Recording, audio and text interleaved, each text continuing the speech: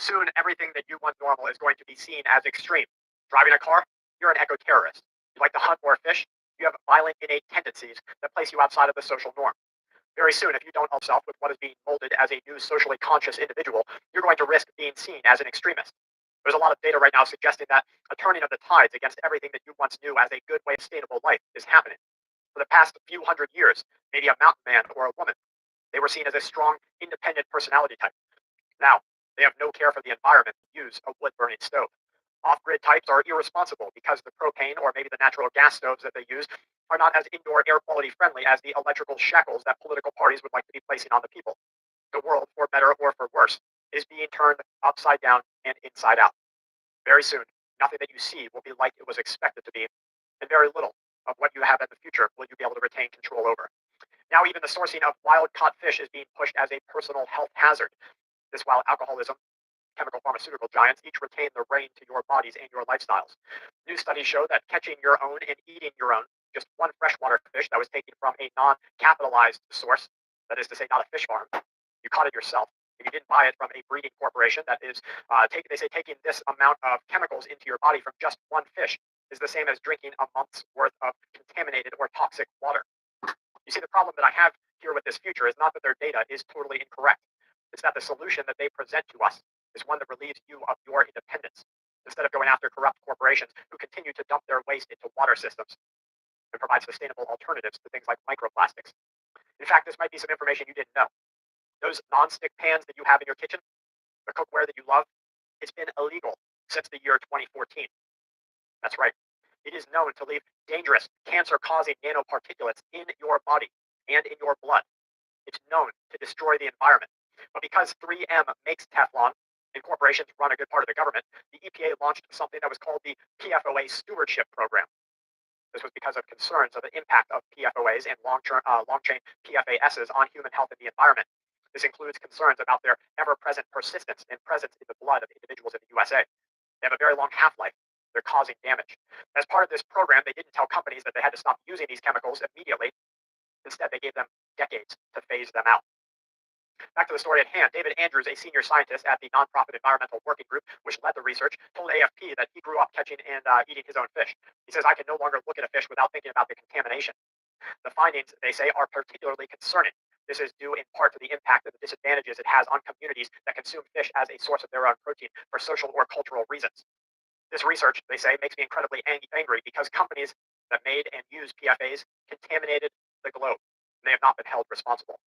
One individual, Patrick Byrne, he's an environmental pollution researcher at Liverpool John Moores University. They were involved in the research, and they say that these chemicals are the greatest chemical threat to the human race in all of the 21st century. This study is important, they say, because it provides the first evidence for widespread transfers of these chemicals directly from a food source into humans. But let's not forget that there are stories that are circulating this information talking about how it's better to use so-called green or sustainable fish harvesting from corporations as an alternative. No, the alternative is to fine these corporations into bankruptcy, replace them with stainless steel corps that create sustainable cookware and that actually steward the world. Moving on to things that are happening around the globe, Netanyahu says that Iran poses a threat to the world and to the region, and that Iran is developing nuclear weapons.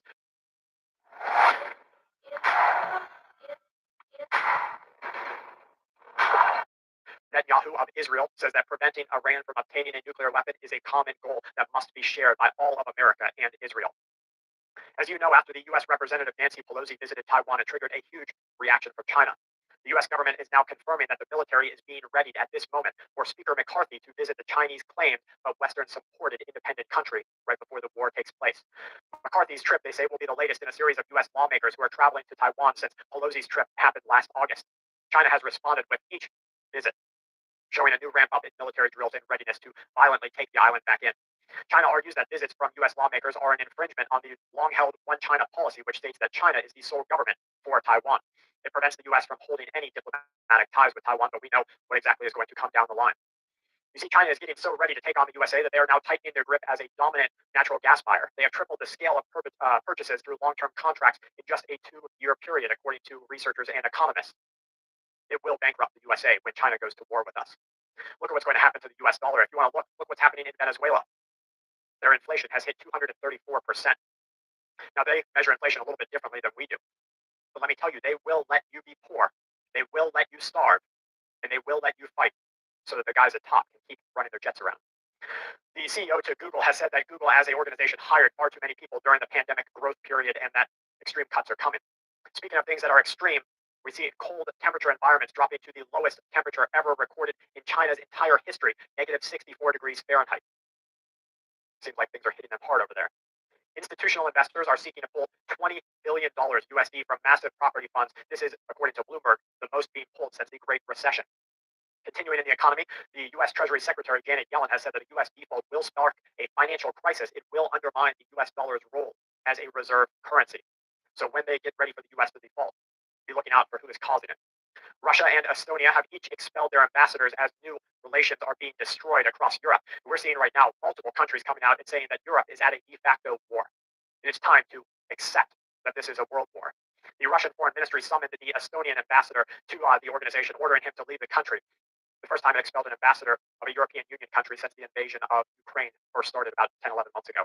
The statement issued by the ministry claimed that Estonia's diplomatic representation from now on will be downgraded, that heads of the EU's country's mission in Moscow must take over.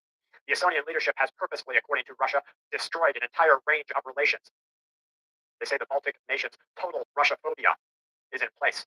The Russian embassy has stated that the move was made in retaliation to Estonia's new unfriendly steps and this wider war taking place against Russia. In response to this, Estonian Foreign Minister Urmas has said that the Russian ambassador must leave the country according to its principle of parity. However, in a reported show of solidarity with its Baltic neighbor, Latvia announced that it would also downgrade its diplomatic relations with Moscow as of next month, the date that marks a one-year anniversary of Russia's war with Ukraine. The Estonian government, they say, is planning right now at this moment in time to establish a new contiguous zone in the Gulf of Finland as proposed by the National Foreign Ministry. That foreign ministry writes that the outlets are saying, according to what the reports that we're seeing, this will allow Estonia to apply its laws in broader territorial waterways. It will allow Estonia and European countries to prosecute violations of legal acts and to practically close off all of the Baltic Sea to different Russian outlets. The ruling will be applied within 24 nautical miles from the Estonian coast. It will cover the whole of the Gulf of Finland. They say it's going to have a beneficial impact on Estonia's security, but it's going to greatly disrupt the status quo between Russia and areas of the Baltic Sea. Estonian special services at this time are going to be checking Russian military vessels. They're going to be looking for missiles on these ships. Civilian ships from Russia are going to be sailing out of the Leningrad region ports, and they're going to be in check. They're going to begin being checked. If inspections, they say, aren't granted, they're going to be banned from navigation. The contiguous zone is a sea territory. They say this is adjacent to the territorial waterways which have been imposed by domestic law, where each coastal state can exercise their own military control, and they can punish for various violations under its laws. Now, university lecturers say that this is just the beginning to the wider steps of our next world war. They say Moscow in sanctions, Ukraine at war, Poland pushing for nuclear weapons inside of Ukraine. This is all part of a much larger play. Just this contiguous zone, according to professors, would become an additional naval military control zone by Estonia. It will stretch beyond the 12-mile marker that it once held. Now back to Russia, we are seeing reports come out of Interfax. The deputy chairman of the Security Council of the Russian Federation, Dmitry Medvedev, has said that a special military operation at play right now is being carried out only to prevent a third world war.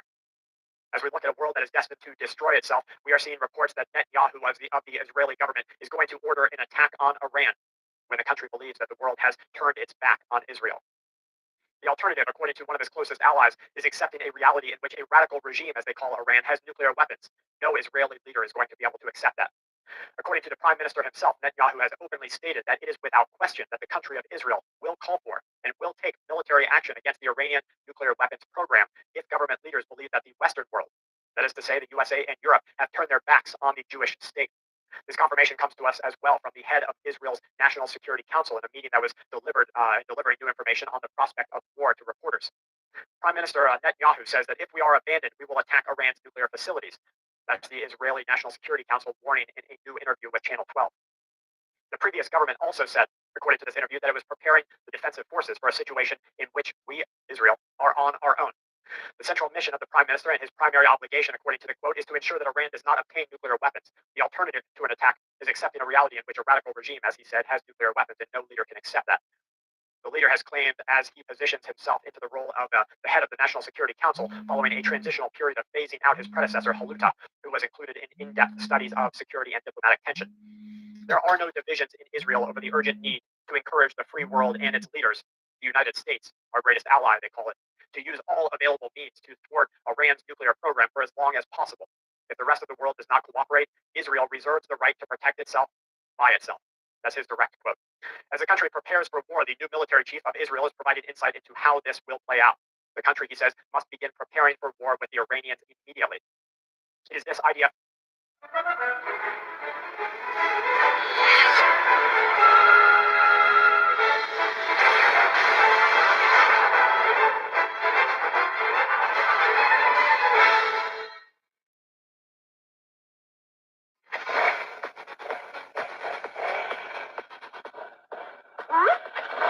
Chief military watchers warn who will be the one to order operations against the Iranians, possibly an all-out assault against Iran's nuclear program. Lieutenant General Halevi, who took up the post just a couple of days ago, is well aware of the challenge, they say. In his first speech, he vowed to prepare the army for war in multiple theaters: Lebanon, Syria, and most notably Iran. Halevi has been a prominent figure in the IDF for decades. He has a strong track record of doing exactly what he says he's going to do. He was involved in some of Israel's most important military operations. Moreover, they say he is skillful in strategic thinking and innovative tactics. As the former commander of the paratroopers brigade and an elite commando unit, the new IDF chief, they say, has a deep understanding of special forces operations, raids that can be taken behind enemy lines. The hardline defense minister, a former naval commander himself, the army, they say, will intensify their ops in the next couple of weeks. The IDF could take covert action against Iran and Hezbollah, according to watchers that we are seeing. They will sabotage high-value assets. They will try to, but they might not be able to stop the triggering of a war. Ultimately, Israel may have to strike in force if they want to destroy the Iranian nuclear program. Notably, outgoing IDF chief Kachavi has revealed that Israel has clear red lines that have never been brought into the open. They stress the army has significantly boosted their capacity and capabilities to attack Iran. Israel and the USA have launched their largest ever military drill in a massive show of force against Middle Eastern countries that don't side with the USA. It's called the Juniper Oak Mega Drill. It simulates an extensive long-term combat scenario and strike missions. The U.S. military and IDF forces are deploying more than 140 aircraft, several maritime vessels. We're seeing reports from journalists around the world saying that its size is absolutely massive, unlike anything they've ever seen before. The IDF says that these missile strike boats and submarines will engage in joint maneuvers with the U.S. aircraft carriers, that they will be prepared to take out Iran exactly at the moment it is called for by those in the chain of command. Other places show that the Israeli and U.S. Air Forces are going to simulate a wide range of strike operations, including the refueling of Israeli jets, the use of live ammunition in Israel, and preparations to strike Iran. The pilot, according to a Ynet report, the training model will include the suppression of all of Iran's air defensive systems, the destruction of fortified underground nuclear. They say ground forces in this coming war will be deployed. In parallel to this, Israeli and U.S. ground forces are going to hold a joint training drill. They're going to fire long-range rockets. American HIMARS rocket launchers will be used as they prepare to take on this target. The Juniper Oak exercise, they say, will be monitored by senior U.S. military commanders and the IDF. This drill will test the readiness of American forces to work together with Israel to strike Iran. Notably, the United States of America and its military, along with Israel and all of its military might, will be getting ready for something right out of a World War book. They say when this happens, and you can look on any front, it doesn't matter if it's Iran and Israel, China and Taiwan, Russia and Poland, Russia and Germany, Russia and Ukraine, anywhere. What we are going to see next is going to change our world as we knew it. We are seeing warnings from people who we would have never thought talking about this. They say that you and your family need to put a year's worth of food away. They say that you and your family need to buy a year's worth of shoes, towels, soap, other things that you can't or don't make yourself. How many people do you know that can actually take the fat from the animals that they take themselves, mix it with the ash, and make their own soap? How many people do you know that they have to use hardwood to make that ash? Not very many people. What about toothpaste? What about deodorant? What about antibiotics? How many people are growing their own antibiotics? Not very many people. And so we have warnings from all levels of government, universities, watchers, people in the know, and people just on the street. They're all saying the same thing. It's time to prepare. That's it for us here at Full Spectrum Survival. I hope that you and your family are doing just that, preparing. Check back tomorrow to see more of what is happening in this world around us. From my family to yours, please stay safe, remain ever vigilant, and keep watch.